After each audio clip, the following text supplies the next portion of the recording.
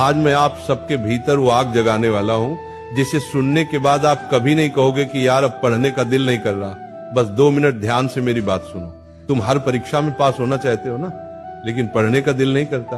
आपके सपने बहुत बड़े बड़े हैं, लेकिन जब पढ़ने बैठते हो तो मन नहीं करता। हर दिन सोचते हो कि कल पढ़ लूंगा, लेकिन वो कल कभी आता ही नहीं।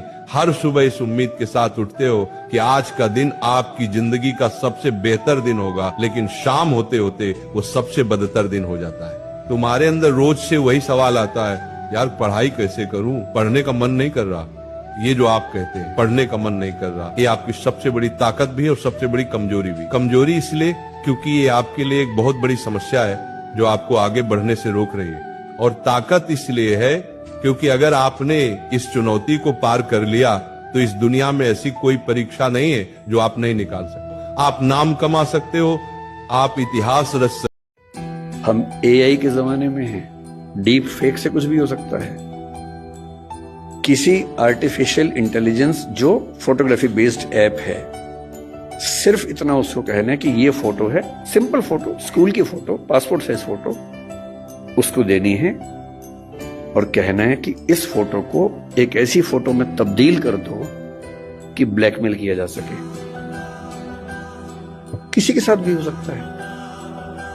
बस कल को कभी हम में से किसी का बच्चा हमसे ये कहे कि देखो पापा, देखो मम्मी, ये फोटो मेरी लग रही है पर मेरी है नहीं, तो उसको मारना पीटना नहीं है, भरोसा कर लेना है कि ऐसा हो सकता है। तकनीक इस लेवल पे है। और एक और टेक्नोलॉजी जो भी पब्लिक डोमेन में नहीं आई है, कभी भी आ सकती है लेकिन बन चुकी है। वो क्या करती है, एक फोटो देनी है और प्रॉम्प्ट देना है कि इस फोटो के बेस पे वीडियो बनाओ और वीडियो में ये होना चाहिए। आप जो चाहेंगे वीडियो बन जाएगा, आपका ही बन जाएगा। आप वो नहीं है। और आप क्या इस दुनिया के बड़े बड़े टेक्निकल एक्सपर्ट्स नहीं बता पाएंगे कि ये वीडियो नकली है। इसको डीप फेक कहते हैं आजकल, डीप फेक।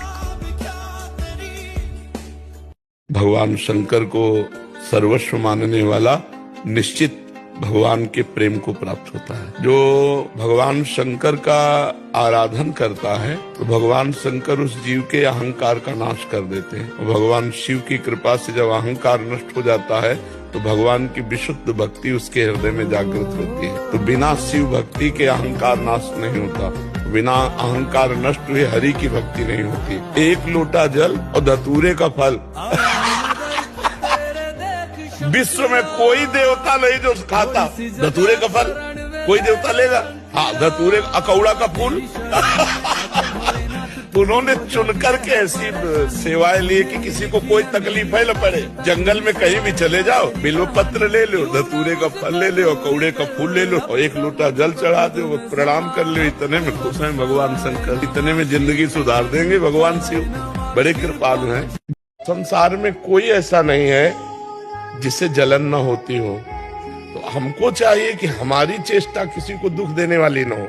अगर कोई अपने स्वभाव से दुखी हो रहा तो भोगे, ये उसके विचार का दंड है। उसने गलत विचार किया तो जल रहा है। हम किसी के प्रति जले नहीं और हमारी कोई चेष्टा किसी को जलाने वाली हो नहीं। फिर वो अपने आप जले तो जलता रहे, वो भोगता रहे। जो जैसे विचार करता है उसको उसी प्रकार का पुरस्कार या दंड मिलता है। अच्छे विचार करेगा तो आनंदित हो गया, यार भाई बहुत अच्छा गाते हैं, बहुत आनंद। और दूसरा जल रहा है, क्यों अच्छा गाते हैं, अब उसका विचार गलत तो जलेगा तो है ही है, उसको दंड तो मिलेगा ही उसके विचार का। तो हमको आनंदित होना चाहिए और निर्भय रहना चाहिए। कभी डरना नहीं चाहिए और कभी किसी के भय के कारण झुकना नहीं चाहिए, क्योंकि अविनाशी हूं, परमात्मा का अंश हूं। गलत करूंगा नहीं, लेकिन तू गलत करेगा तो तेरे को भयभीत होना पड़ेगा। बस ऐसे स्वभाव में रहना चाहिए। कभी कुछ आप ऐसे अकेले घूमो कहीं। और अगर हमारे जी पुत्र 2 हों, समृद्ध हो जाएं, अपने फैसले स्वयं लेने लग जाएं, तो भाई का भाई के प्रति क्या कर्तव्य? भाई को चाहिए, अगर वो बड़ा भाई है तो छोटे भाई के प्रति पुत्रवत प्यार रखना चाहिए। अगर वो 1-2 इंच जमीन ज्यादा ले रहा है, वस्तु ज्यादा ले रहा है, तो लड़ाई नहीं करना चाहिए, छोड़ देना चाहिए।